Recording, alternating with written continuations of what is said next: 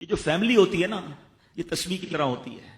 اور ہم نے دیکھا ہے کہ یہ جو ہے نا تسبیح کے اوپر والا حصہ، یہ ماں باپ ہوتے ہیں. جب یہ چلے جاتے ہیں نا تو اپنے بھائی بہنوں کو جس طرح تسبیح کے دانے بکھرتے ہیں نا، اس طرح بکھرتے دیکھا ہے.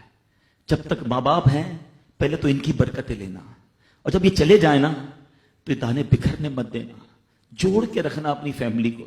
یہ فیملی، یہی تو پیار ہے زندگی میں. تھوڑے سے پیسوں کے لیے بھائی بہن لڑتے ہیں، جائیداد کے لیے بھائی بہن لڑتے ہیں، تھوڑے کاروبار کے لیے لڑتے ہیں. ارے قربان کر دو، کوئی بات نہیں، بھائی کو تھوڑا زیادہ چلا جائے، میری بہن کے گھر میں ہی جا رہا ہے نا، یہ تیرا ہے، یہ میرا ہے، نہ کیا کرے. یہ گھر کی محبتیں آپ کو بہت ساری بیماریوں سے بچاتی ہیں. حدیث پاک میں آتا ہے جس کا مضمون ہے جو چاہتا ہے کہ اس کی زندگی میں اضافہ ہو جائے، عمر میں اضافہ ہو جائے، بری موت سے بچے، اسے چاہیے کہ وہ صلہ رحمی کرے. صلہ رحمی کیا ہے؟ اپنے رشتہ داروں کے ساتھ اچھا سلوک. اور رشتہ داروں میں the closest family member جو ہے وہ بھائی بہن ہیں، وہ ماں باپ ہیں، بیوی بچے ہیں. ارے ان کو چھوڑ کر دنیا سے محبتیں جتا رہے ہو؟ نہیں میرے پیارے اسلامی بھائیوں. تو اپنی بچیوں کے ساتھ اور اپنی بہنوں کے ساتھ بالخصوص اچھا سلوک کرنا. خوش نصیب ہے وہ بھائی جو بہنوں کا مان ہے، خوش نصیب ہے وہ جو والد جو اپنی بچیوں کے ساتھ اچھا برتاؤ کرتا ہے. بہنوں کی دعائیں بھائی کو بہت اوپر لے جاتی ہیں. خوش نصیب ہے وہ بھائی. اچھا، ہمارے ایک اور نظام پتہ ہے کیا ہے کہ جب تک ماں باپ کے ساتھ رہ رہے ہیں تو چلے بھائی بہنوں میں پیار ہے. اب بھائی بہنوں میں شادی ہو گئی، سب کی شادیاں ہو گئی اور ماں باپ چلے گئے، تو اب نارملی لوگ اپنی بہنوں کو اگنور کرتے ہیں. اب یار میں تو اپنی بیوی کو دیکھوں گا، اپنے بچوں کو دیکھوں گا، اپنی کمائی کو دیکھوں گا. نہیں، اب بھائی کا کام ہے کہ وہ والد کا کردار ادا کرے. بہنوں کو یہ احساس دلائے کہ تمہارے ماں باپ چلے گئے ہیں مگر تمہارے بھائی زندہ ہیں، ہر مشکل میں تمہارے بھائی تمہارے ساتھ کھڑے ہوں گے. کبھی بہنوں کو یہ ریئلائز مت کرانا کہ وہ اکیلی کہیں کسی پرابلم میں ہو تو وہ اکیلے میں سوچے کہ میرے ماں ہوتی تو میں ماں سے بات کر لیتی، باپ ہوتا تو میں باپ سے کہہ دیتی، بھائی کو کیا کہوں، وہ تو سنتا ہی نہیں ہے. ہیں ایسے بھائی آج بھی کہ بہنیں انہیں اپنا دکھ بھی شیئر نہیں کرتی ہیں، بلکہ بھائیوں کو پڑی ہی نہیں ہے بہن کدھر گئی.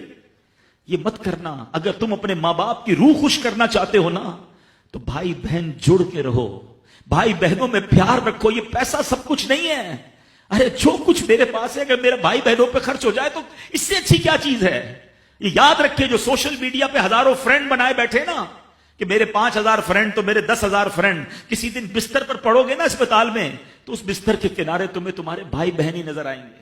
سوشل میڈیا والا تمہارا جو سارے دن چیٹنگ جس کے ساتھ واٹس ایپ پہ لگے ہوئے ہو نا گروپ میں، کوئی نظر نہیں آئے گا. جب تمہارے گھر میں کوئی بچے کا پرابلم ہوگا، آدھی رات کو اگر تمہارے گھر کوئی آ کے تمہیں دلاسا دے گا تو تمہارے بھائی بہن ہوں گے. بہنوں کو حقیر نہ سمجھنا، یہ ان لوگوں کے لیے بھی درس ہے. اسلام جب نہیں آیا تھا نا تو بہنوں کے حقوق نہیں تھے، ان کو کوئی ورثے میں حق نہیں دیتا تھا، بہنوں کی شادیاں نہیں کرواتے تھے. مگر آج بھی کچھ قبائل سنا ہے ایسے ہیں، آج بھی بدبخت کچھ لوگ ایسے ہیں جو بہنوں کے حق دبا لیتے ہیں. ارے بہنیں تو غم گسار ہوتی ہیں، بہنیں تو بھائیوں کا مان ہوتی ہیں. ارے بہنیں ہوتی ہیں تو گھر میں رونق ہوتی ہے. ارے بہنوں کو عزت دیا کرو، بہنوں کو پیار دیا کرو. اللہ کے حبیب فرماتے ہیں ایسا بھی ہوا کہ کچھ لوگوں کی ماں باپ جلدی چلے گئے، اب بھائی پر بہنوں کا بوجھ ہے. ایک صحابی کے بارے میں آتا ہے ان کی 6 یا 7 بہنیں تھیں اور سبحان اللہ وہ اپنی بہنوں کو انہوں نے پالا، اپنی بہنوں کو باپ بن کر پالا. ان کے بالوں میں کنگھی بھی کرتے تھے. اور جب بہنوں کی شادیاں ہو گئی، بہنیں بڑی ہو گئی، اپنی شادی تاخیر سے کی اور شادی بھی کسی بیوہ سے کی.